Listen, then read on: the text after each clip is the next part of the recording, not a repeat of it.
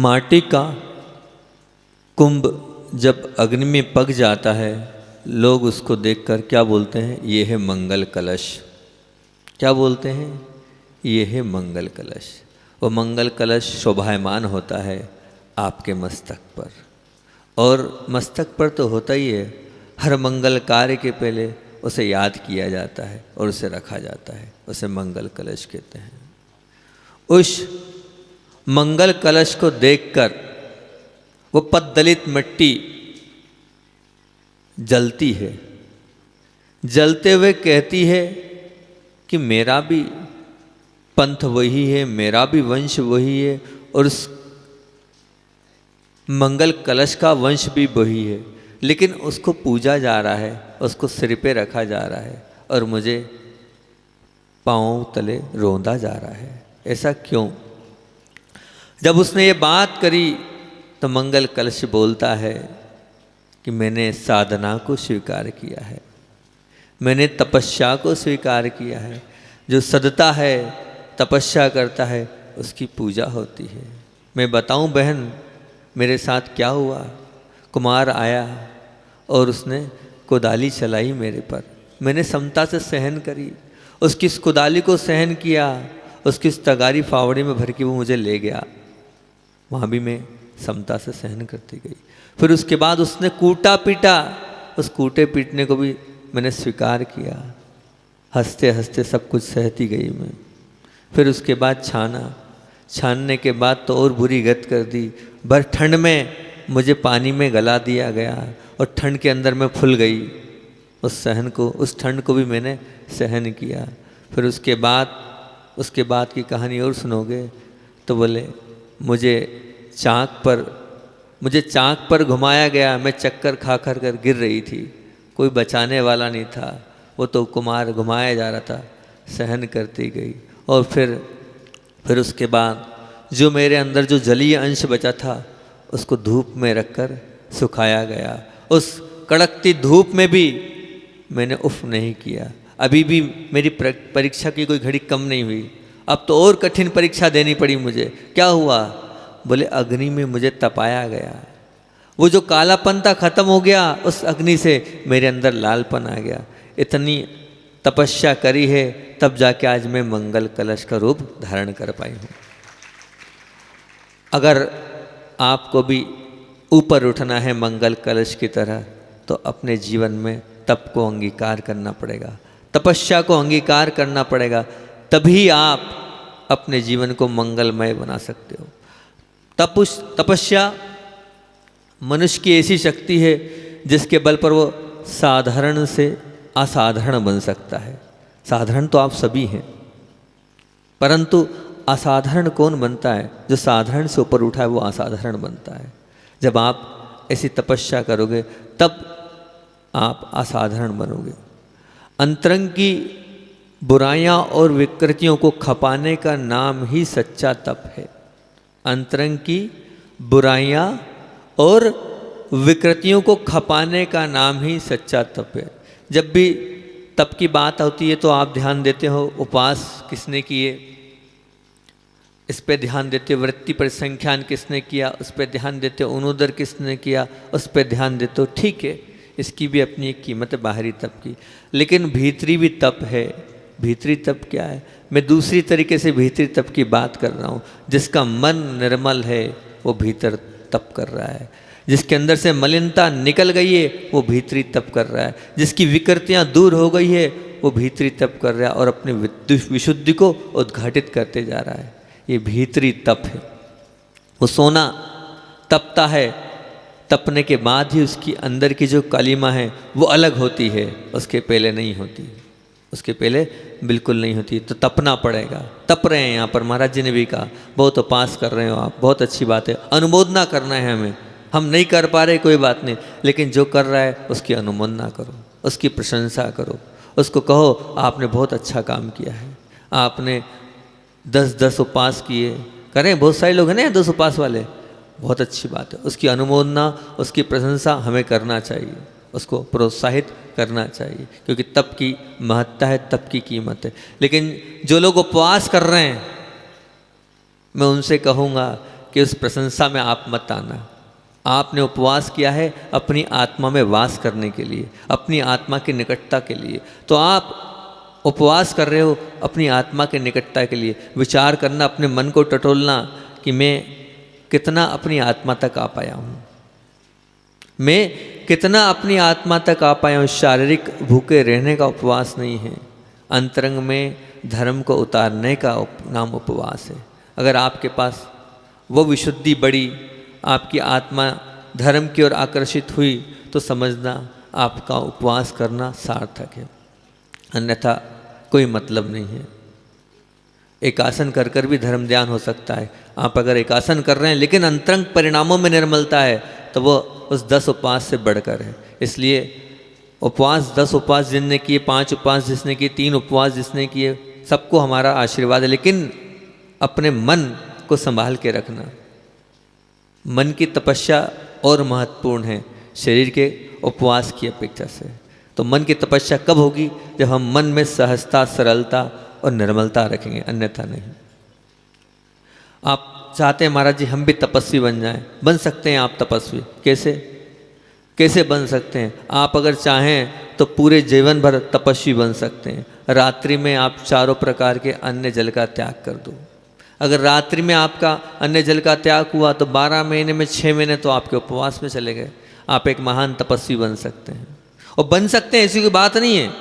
अभी लगभग यहाँ जितने बैठे हैं सभी लोग 10 दिन के लिए किसी ने रात में नहीं खाया पिया हुआ। बताओ, खाया पिया किसी ने? नहीं खाया पिया रात में, सभी का त्याग था ना। जब हम 10 दिन यहाँ पर रहकर एक आसन कर सकते हैं, शाम को जल आदि ले सकते हैं, बार बार हमने मुंह को झूठा नहीं किया, और रात्रि में तो सोचा भी नहीं, खाने की तो बात दूर सोच। जब 10 दिन हो सकता है तो हमेशा क्यों नहीं हो सकता? जब 10 दिन हम फॉलो अप कर सकते हैं तो हमारे पूरे जीवन में क्यों नहीं इस चीज़ को उतार सकते हैं? हम भी तपस्वी बन सकते हैं। मन में धारणा हो बनने की, मन में विचार हो बनने का, तब आप तपस्वी बनोगे। अपने मन को डाइवर्ट कर दो, घुमा लो तो आप बन जाओगे। लेकिन नहीं, आप तो नियम लेते हो, उसके पहले रास्ते ढूंढते हो, गली ढूंढते हो। जैसे एक व्यक्ति इंजीनियर के पास पहुंचा नक्शा बनाना, उसने कहा हाँ बहुत सुंदर नक्शा बनाया। नक्शा बनाने और देखा, उसने कहा क्यों ये चूहेगा कहाँ से? बोले भैया अभी तो नक्शा बनाया। बोले नहीं, सुना है नया मकान चूता हैगा। वैसे ही आपकी स्थिति है, नियम लिया नहीं। महाराज जी अगर वो हम बाहर गए तो क्या करेंगे? हम ऐसा करा तो क्या करेंगे? पहले से गली, पहले से छूट, पहले से ऐसा आप सोच रहे हो। जो व्यक्ति इतने बुज़दिल होते हैं वो आगे नहीं बढ़ पा रहे। अरे जो होगा सो होगा। मैं उनसे कहता हूँ कि वही व्यक्ति नियम पाल सकता है जो कठिन परीक्षा देने को तैयार हो। नियम से मतलब क्या आएगा? तैयार हो, फेस करो, आएगा ऐसा समय आएगा, उसमें समता रखना है। और उसमें समता रखी तभी तो उसका फल होगा। तपस्या का नाम क्या है? तपना। अब तपने का आपको मौका मिला, छूट गया आपका शाम का, और रात में नहीं करना है। पर नहीं, अब आप उसमें गली देख रहे हो, बाहर जाके खा रहे हो। बामोरा का त्याग है, अपन बाहर चल के कर लेते हैं। नहीं, वो व्यक्ति तप नहीं सकता है जिसके मन में ऐसी धारणा हो, वो आगे नहीं बढ़ सकता है। शक्ति तस त्याग आगम में आया है। शक्ति को नहीं छुपाओ, आपके अंदर अपार शक्ति है, बस उस शक्ति को जगाना है आपको। ऐसा कोई भी यहाँ बैठा व्यक्तित्व नहीं होगा जो नहीं कर सकता है, बस वो छुपा के रखाएगा। अपनी शक्ति को बाहरो, अपनी आत्मा का अपार बल है उसको ऊपर लाओ, वही सच्चा तप है। आचार्य उमा स्वामी कहते इच्छा निरोध तप, मतलब इच्छा का निरोध करना ही तप है। इसलिए अपनी इच्छाओं का दमन करो, अपनी भावनाओं का दमन करो, वो बहुत बड़ा तप है। इच्छा सब प्रकार की हो सकती है, जरूरी नहीं है कि इच्छा में मतलब उपवास ही हो रहा है। हर प्रकार जहाँ जहाँ आपकी इच्छाएं हैं, विषयों के प्रति जो इच्छाएं, उनका निरोध करना वही तप है। लेकिन वो तप कौन करता है? तपस्वी वही होता है जो मनस्वी होता है। तपस्वी वही होता है जो मनस्वी होता है। मनस्वी का मतलब तो बताओ महाराज। मनस्वी का मतलब जिसकी ऊंची सोच होती है, ऊंची सोच वाला मनस्वी होता है, ऊंचे विचार वाला मनस्वी होता है, बड़े मन वाला मनस्वी होता है। जिसका मन कमज़ोर होता है वो कुछ नहीं कर पाता है, वो सोचता ही रह जाता है, करूँगा करूँगा करूँगा, पूरा जीवन सोचते ही सोचते निकाल देता है। नहीं, बड़ा मन बड़े विचारधारा, ऊंची सोच जिसके जीवन में होती है वही मनस्वी होता है, वही आगे बढ़ सकता है। एक अच्छा दृष्टांत इस पे याद आ गया, वो सुनाता हूँ। प्रवचन चल रहे थे, प्रवचन में 4 परम मित्र थे और चारों के चारों मित्र उस जैसी, यहाँ तो इतना हमारे अंदर ताकत ही नहीं कि हम प्रवचन करें और आपको वैराग्य हो जाए। तो वो जो चारों मित्र थे, पक्के मित्र थे, चारों ने धारणा बनाई कि अब तो हमें दीक्षा लेना है। क्या लेना है? दीक्षा लेना है। यहाँ से तो कोई तैयार होगा नहीं कि होगा कोई तैयार। तो उन चारों परम मित्रों ने धारणा बना ली कि हमें दीक्षा लेना है और अब तो जाकर नारियल चढ़ाना है। कहाँ नारियल? अचाशी के पास जाकर, तिलवारा घाट में। ऐसे 4 परम मित्र थे, चारों ने निर्णय किया, बहुत अच्छी बात है कि चारों की संज्ञाएं मैं देता हूँ। वो क्या है? एक मित्र मोम के समान है, एक मित्र लाख के समान है, एक मित्र काष्ठ लकड़ी के समान है और एक मित्र मिट्टी के समान है। चारों मित्र की उपमाएं मैंने दी है। मोम वो होता है जो थोड़ी सी अग्नि लगी, अग्नि के पास पहुंचाने की पिघल जाता है। लाख वो होता है थोड़ा ज़्यादा पास में ले जाना पड़ेगा तो लाख पिघल जाएगा। लकड़ी वो होती है कि उसको रखना पड़ेगा, पिघल जाएगी। और मिट्टी वो होती है कि जितना आप उसको अग्नि पे रखोगे वो उतनी और ठोस होती चली जाएगी और पावरफुल होती चली जाएगी। वो मिट्टी का जो घड़ा है ना, वो ऐसे ही तो बनाएगा, अग्नि परीक्षा दी है उसने। तो ये चारों ने पक्का निर्णय लिया और पंडाल से बाहर हुए।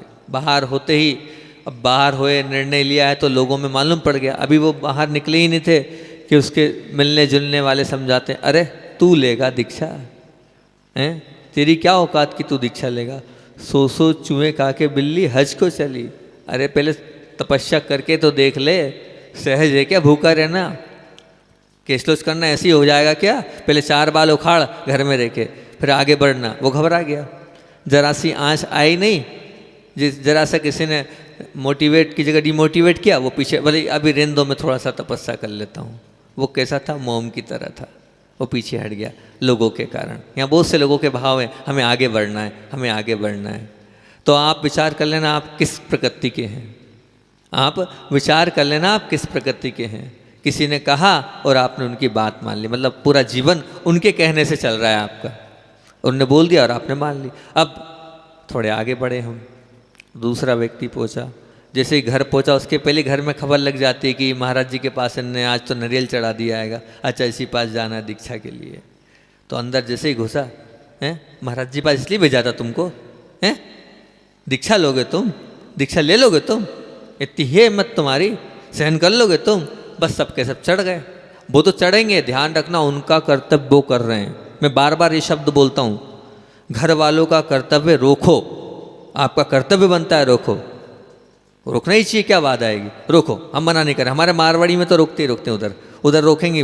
लेकिन आपका क्या कर्तव्य है? आपका कर्तव्य आप अपने आप पे अड़िग रहो। आपका कर्तव्य क्या है? आप अपने आप में अड़िग रहो। वो उनका कर्तव्य करें, माता पिता हैं, वो आपकी परीक्षा ले रहे हैं। आपको तो अपनी परीक्षा में पास होना चाहिए। आपको कहना चाहिए नहीं अब बस सबने एक साथ हॉबी हुए, सबने अपने अपने एक्सक्यूज़ दिए, कौन कराएगा तुमको आहार, आज अचाइसी है तो कीमत है, बाद में कुछ नहीं होगा तुम्हारा। अलग अलग एक्सक्यूज़ देंगे आपको, अलग अलग बात। ऐसा ही थोड़ी होता है। सरल सहज है क्या तपस्या करना? विचार कर लिया, आज तक अपने परिवार में से कोई ने कुछ किया है जो तुम कर लोगे? बस अब सब दबा रहे हैं, दब गया भैया वो। उन्होंने कहा ठीक है पहले यहाँ करो, कुछ करो, एकदम चल दिए, एक आसन का नियम लो, ये करो, फिर हम समझेंगे। हाँ वो दूसरा हो गया, वो लाख के समान था। थोड़ी आग लगी, थोड़ा बहुत समझाया, वो मान गया। अब आप अगर मानते हो इसे तो आप अपने आप को लाख के समान मानना। फिर तीसरे व्यक्ति घर पहुंचा। घर पहुंचते ही पत्नी बिखर पड़ी। पत्नी बोलती क्या है ये, ऐसे कैसे, मेरा क्या होगा, मेरा कौन है? कोई भी नहीं है। नहीं मैं नहीं जाने दूंगी, अगर तुम गए तो ठीक नहीं है, मैं जहर खा के मर जाऊंगी, ऐसा करूंगी वैसा करूंगी। वो मान नहीं रहा था। लकड़ी को तपने में और जलने में समय लगता है। नहीं नहीं मैं तो जाऊंगा। ठीक है तो मेरी लाश रहेगी, उसके ऊपर से निकल के जाना। घबरा गया बेचारा। उसने कहा ठीक है कैंसिल भैया। तीसरे की भी दीक्षा कैंसिल। तीनों बैठ गए घर, तीनों। अब बारी आती मिट्टी की। जो मिट्टी वाले प्रवृत्ति का व्यक्तित्व था उसकी चर्चा करते हैं अपन। जैसे ही वो घर पहुंचा, सब क्रियाएं उसके साथ हुई। रास्ते में भी उसको डिमोटिवेट किया गया, वो सुनता गया, इधर सुन रहा था उधर निकाल रहा था, ठीक है ना। घर पहुंचते ही सब चढ़े उस पर, पिताजी चढ़े, माताजी चढ़ी, पत्नी चढ़ी, जो जो लोग थे सब चढ़े। वो सबको बोलता है बहुत अच्छी बात है, आप लोग मुझे फंसाने के चक्कर में हो और आप लोग मुझे रोकने के चक्कर में, मुझे नहीं रुकना और मुझे कोई रोक नहीं सकता है। मेरी आत्मा स्वतंत्र है। मेरा कर्तव्य था, मैंने सब कर्तव्य करे। मैंने अपने बच्चों की शादी कर दी है और जितना पैसा मेरे पास है उससे मेरी पत्नी का आराम से आगे तक का जीवन कट जाएगा। आपका मेरा ऐसा कोई अनुबंध नहीं है कि मैं आखिर तक आपका साथ दूं, और आपको तो मेरे साथ चलना चाहिए। आप जब मैं इतने अच्छे परिणाम के साथ हूँ तो आपको भी आर्य का दीक्षा लेनी चाहिए। आप भी मेरे साथ आगे बढ़ो, पर मैं पीछे नहीं हटूंगा। जिसको जो करना है सो करे। मेरा जो निर्णय है वो अडिग है, मैं बदलूंगा नहीं अपना निर्णय। जो पक्के वैरागी होते हैं ना, वो पक्के वैरागी अडिग होते हैं, वो इन सब चीज़ों में फालतू की बातों में आते नहीं हैं। उन्होंने कहा आपको जो करना है सो करो, मेरा तो पक्का निर्णय है, मैं तो आगे बढ़ूंगा। दुनिया की कोई ताकत मुझे पीछे नहीं हटा सकती है। वो होता है सच्चा वैरागी, वो होता है सच्चा तपस्वी। जैसे मिट्टी को जितना आप आग में दोगे वो उतना और पक्की होती जाएगी। आपको जितने लोग समझाना है आप उतना और पक्के होते जाओ।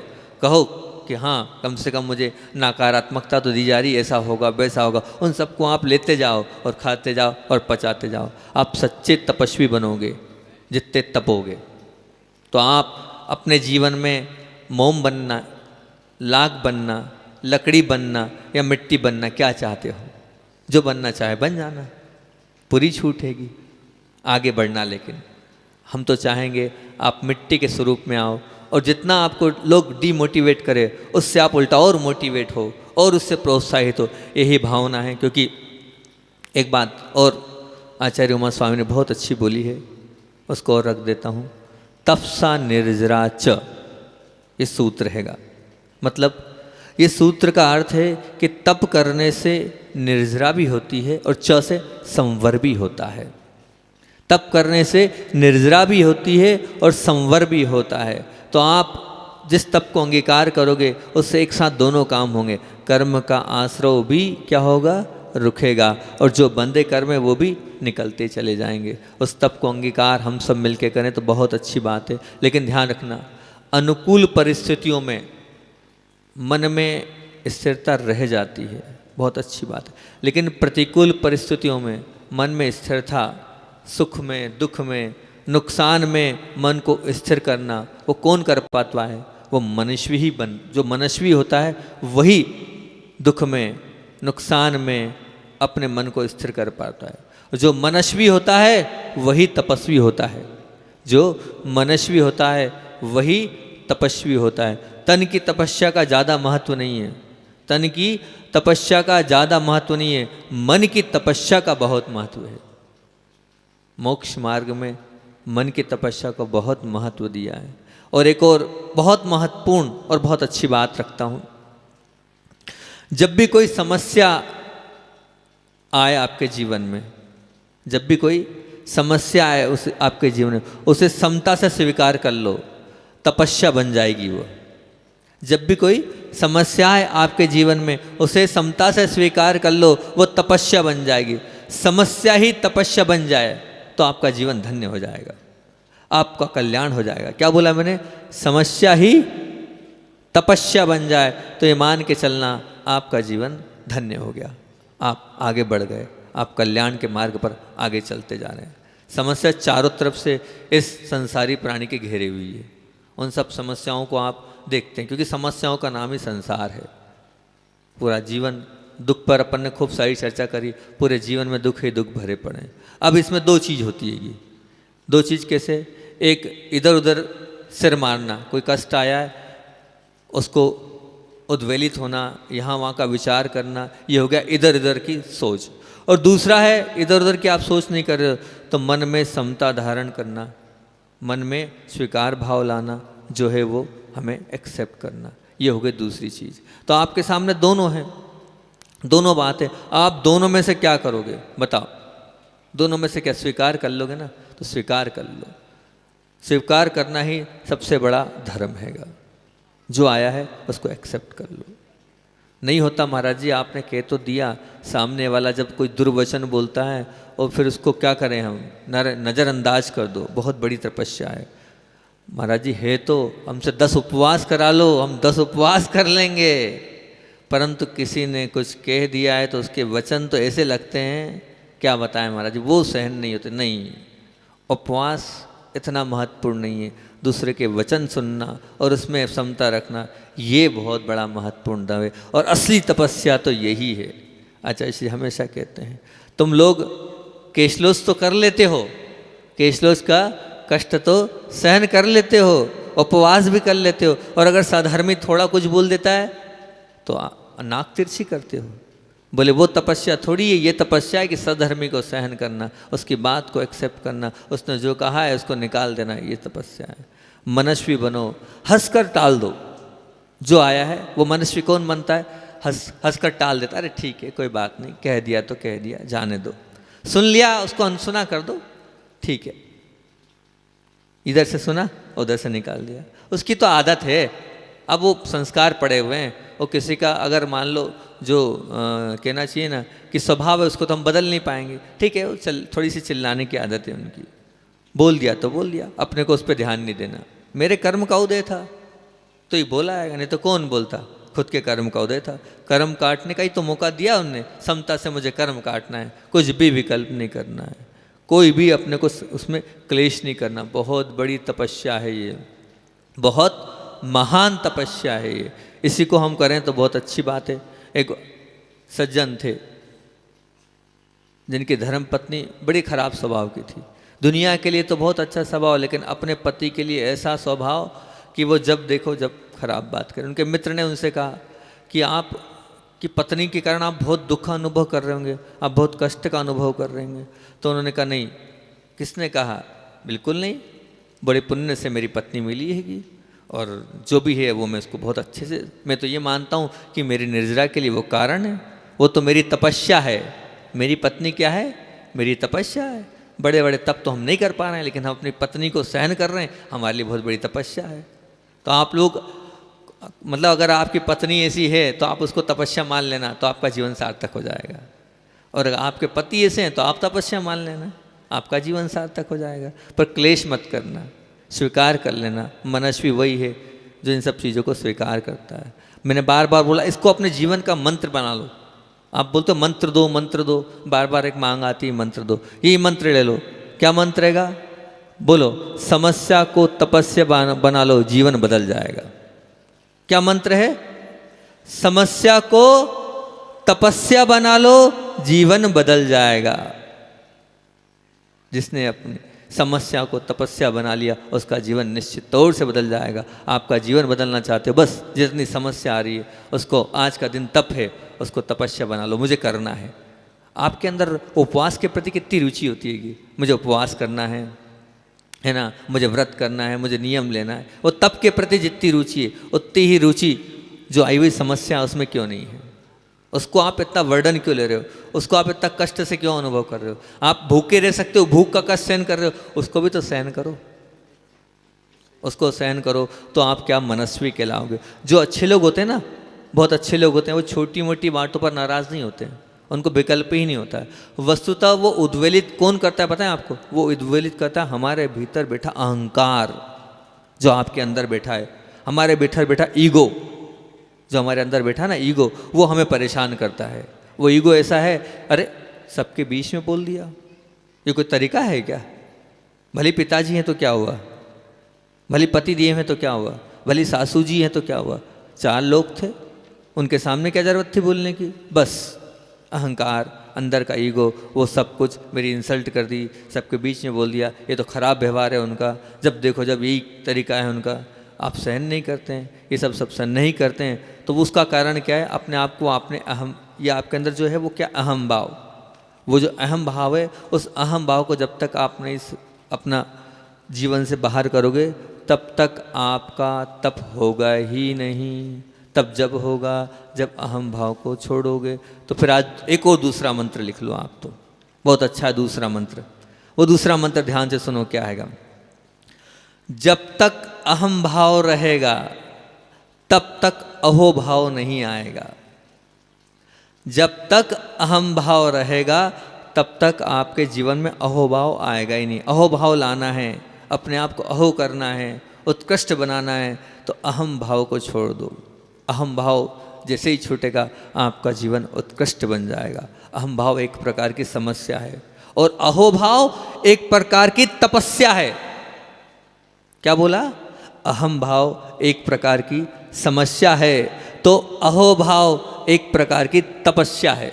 बताओ, आपको अपना जीवन समस्या में गुजारना है कि तपस्या में गुजारना है? अगर समस्या के साथ जीना है तो रखो अपने जीवन में ईगो को, अहम भाव को। अरे चले जाओ, छोटे थोड़ी बन जाओगे, जाके माफ़ी मांग लो, क्षमा मांग लो, आगे रुके झुक जाओ। आगे रुके झुकने वाला वो कौन होता है? वही अहोभाव को प्राप्त करता है, वही सच्चा तपस्वी है। अहम भाव को अहोभाव में बदलने वाला वही पुरुषार्थी है। आप पुरुषार्थ करो और आगे रह के एक्सेप्ट करो। कैसे भी दुर्वचन हो, आप उन दुर्वचनों को सहन कर लो।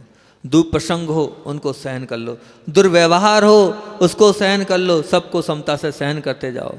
सीखो, पीना सीखो। हर चीज़ को जितना आप पियोगे उतने आप दृढ़ बनोगे।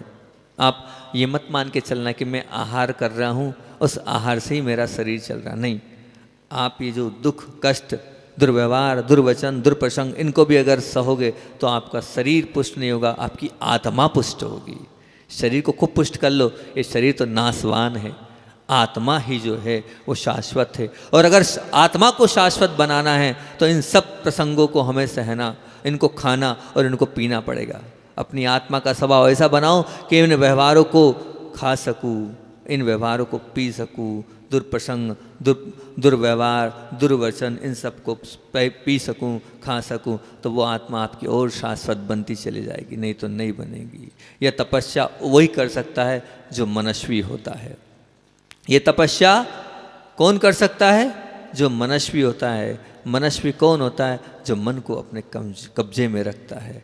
जिसने मन को अपने कब्जे में रखा वही तपस्वी है। एक सज्जन वो भी आए थे, मुझे लगा कि मनस्वी ये व्यक्तित्व है। सरकारी नौकरी थी उनकी और अच्छी खासी तनख्वाह थी उनकी, बढ़िया। और अब जब उनसे मुलाकात हुई तो उनसे बात हुई तो उनकी समस्याओं को देख के मुझे ऐसा लगा कि ये व्यक्तित्व क्या है? ये व्यक्तित्व क्या है? बड़ा भाई है, अपंग है और विक्षिप्त है। अपंग है, विक्षिप्त है ना? पिताजी को कैंसर है, माताजी की दोनों किडनियाँ खराब है। ठीक, माताजी की दोनों किडनियाँ खराब है, पिताजी को कैंसर है और बड़ी बहन 34 से 35 साल की हो गई है, कुछ परेशानी है बोलने में, तो उसकी भी शादी नहीं हो रही है। उन सबको वो इलाज भी करा रहा है, उनको सहन भी कर रहा है। उसके बाद भी क्या बोलता है? मुझे मौका मिला है, मुझे मौका मिला है, चौका लगा लेने दो। और सबका ध्यान रख रहा है, सबकी वैयावृत्ति कर रहा है, सबकी सेवा कर रहा है, लेकिन मन से उफ भी नहीं कर रहा है। ये है मनस्वी। इतनी प्रतिकूल स्थिति में भी उसके मन में ये नहीं है ए भगवान क्या है ये है मनस्वी। मनस्वी वही होता है सब परिस्थितियों में अपने आप को ढालने वाला, वो होता है मनस्वी। आप मनस्वी बने, अपने जीवन में मनस्वी बनेंगे तो निश्चित आप अपनी आत्मा तक पहुँच पाएंगे। क्योंकि उपवास करना तपस्या नहीं है, इन सब कष्टों को सहन करना तपस्या है। आपका व्यक्तित्व निखरेगा तो आप तेजस्वी बनोगे। आप तेजस्वी बन गए तो निश्चित तौर से आप मनस्वी भी बनोगे। और ध्यान रखना, जो मनस्वी बना है वो यशस्वी तो बन के ही रहेगा। जो मनस्वी बना है वो यशस्वी बन के ही रहेगा। आप कहना मुझे यशस्वी बनना है, मेरा यश चारों ओर सब ओर फैले। आपका यश जब चारों ओर फैलेगा, जब आप क्या बनोगे बताओ? आप जब मनस्वी बनोगे, आप जब तेजस्वी बनोगे। आप लोगों ने तो तेजस्वी का अर्थ ये मान लिया है कि मैं दिखने में बहुत पर्सनालिटी मेरी अच्छी हो जाए, दिखने में, कल बात करी थी ब्यूटी पार्लर में चल जाऊं, अपने आप को संवार लूँ, सजा लूँ, अच्छे से बाल कटा लूँ, अच्छे से सब फेशियल वगैरह करा लूँ, वो तेजस्वी नहीं। वो तेजस्वी नासवान तेजस्वीपना है। वो तेजस्वीपना क्या है? नासवान है। आत्मा का तेजस्वीपना तो तब आएगा जब आप इन सब चीज़ों को सहोगे। और प्रवचन की अगर पूरी बात करें तो पूरे प्रवचन का अगर सार और निचोड़ में एक बात बोल दूं तो सब कुछ एक ही बात में समाहित हो जाएगा। अंतिम उस बात में पूरी चीज़ समाहित हो जाएगी। बताऊं, तीनों चीज़ आपको सब बनना है। आपको तपस्वी बनना है, तेजस्वी बनना है, मनस्वी बनना है, यशस्वी भी बनना है। बस एक जीवन में एक चीज़ को ले आओ आप, उसका आप नियम ले लो।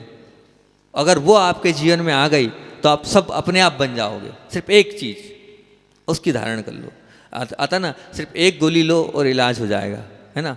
हमारे एक्यूपंचर सिखाया था, एक्यूप्रेशर, तो उन्हें एक पॉइंट लगाओ और आपका काम हो गया। बस इसी प्रकार से मैं बोल रहा हूँ, मत खाओ 10 प्रकार की गोली, आप एक गोली अब खा लो, पूरा काम होगा। बस आप तो सहिष्णु बन जाओ। क्या बन जाओ? सहिष्णु बन जाओ। सहिष्णु मतलब क्या? सहन करने की आदत डाल लो।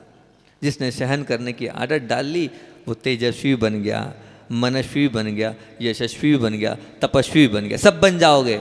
सिर्फ एक ही चीज़ करना है आपको, क्या? सहिष्णु बनना है। सहिष्णु का तात्पर्य क्या है?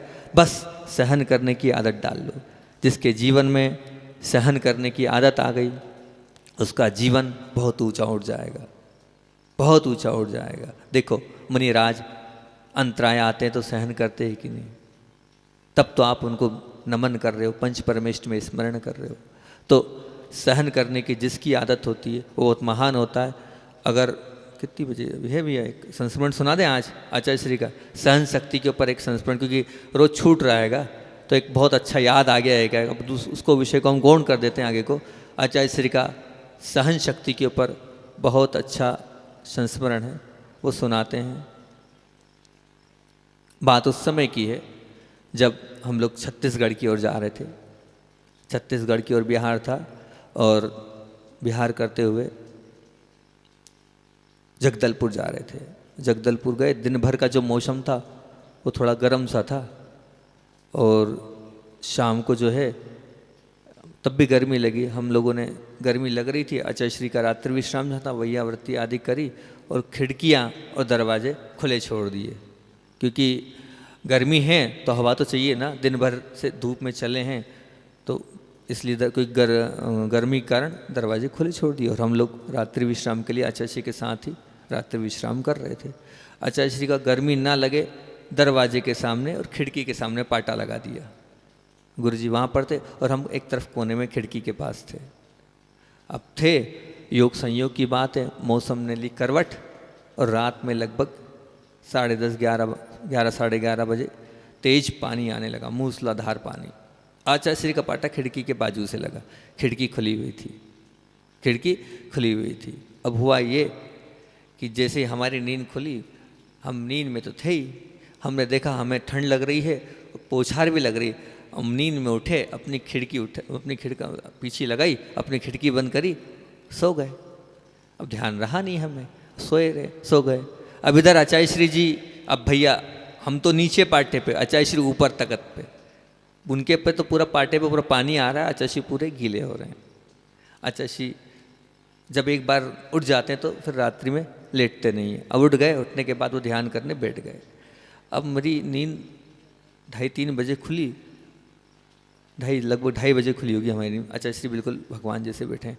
मुझे ध्यान आया, मैंने कहा ये अंदर इतना पानी पानी हो रहा है कमरे में, उस तरफ तो पानी देखा, दरवाज़ा खुला हैगा, वहाँ से प्रकाश आ रहा है, प्रकाश से हवा, देखा मेरी खिड़की बंद। मुझे याद आया कि हाँ रात को तो पानी आया था, पानी आया था तो मैंने खिड़की बंद कर ली। मैं आचार्य श्री के पास पीछे लगाते लगाते सामने पहुंचा, देखा तो तख्त गीला है, नीचे पूरा पानी है, आचार्य श्री भी गीले से हैं। अब क्या, मन बड़ा विकल्प संकल्प कर रहा है कि क्या मैं सो तो रहा हूँ यहाँ और सोने के बाद भी गुरुजी की वैयावृत्ति नहीं कर पा रहा हूँ, ये तो ठीक नहीं किया। मन में बिल्कुल बहुत एक पीड़ा थी कि गुरुजी की पीछे लगाकर खिड़की नहीं बंद कर पाया, ये तो ठीक नहीं किया, ठीक नहीं किया। और फिर उसके बाद अब मैंने सोचा सुबह आचार्य श्री से अपन प्रायश्चित लेंगे। सुबह उसके बाद तो हमने खिड़की लगाई दी, हवा बहुत तेज़ चल रही थी क्योंकि तेज़ पानी था और तेज़ हवा थी, लगा दी। लगाने बाद सुबह आचार्य श्री के पास पहुंचा और आचार्य श्री से यही निवेदन किया, आचार्य श्री हमसे गलती हो गई। बोले नहीं, गलती की क्या बात थी, मौका मिला था, चौका लगा दिया, तपस्या कर रहे थे हम, तो अपने नंबर बढ़ा रहे थे, हम तो अपने नंबर बढ़ा रहे थे। कब मिलता है ऐसा मौका तपस्या करने का और तप करने का। बोले हमारे पास शक्ति थी तो हम तप कर रहे थे। बोले अगर नहीं बनता, शरीर साथ नहीं देता तो कौन सी दिक्कत थी, हम पीछे लगा के खिड़की बंद कर देते। नहीं, हम सहन कर रहे थे। आपको विकल्प नहीं करना है, आपको विकल्प नहीं करना। जैसे आप उठे और आपने बंद करी, हम भी उठ सकते थे, वहीं तो थे। आप तो और उठे, अलग हुए, हम तो वहीं के वहीं कर लेते। बोले विकल्प नहीं करो। वो तो मैंने अपने शरीर को परखा था कि मेरा शरीर कितना सहन कर सकता है, ऐसी सहन शक्ति है कि नहीं। ऐसे तपस्वी ही आगे जाकर क्या बनते हैं, तीर्थंकर प्रगति का बंद करते हैं। ऐसे तपस्वी आचार्य भगवंत विद्यासागर जी महामुनि राज की।